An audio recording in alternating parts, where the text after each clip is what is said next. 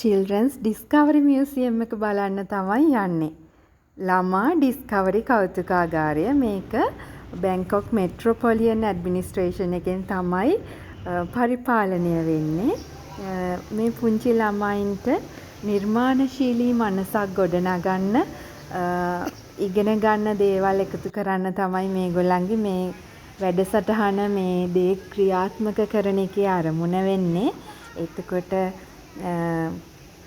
මෙතෙන්දී ළමයින්ගේ නිර්මාණාත්මක මනස පෝෂණය කරන්න දැනුම ලබා ගන්න දරුවන්ගේ සංවර්ධනයට ඒගොල්ලන්ගේ කාර්යක්ෂමතාවයට අවධානය යොමු කරලා පවත්වාගෙන යන තැනක්. මේක ඇතුලේ බිල්ඩින්ස් 4ක් තියෙනවා මේ තැනේදී.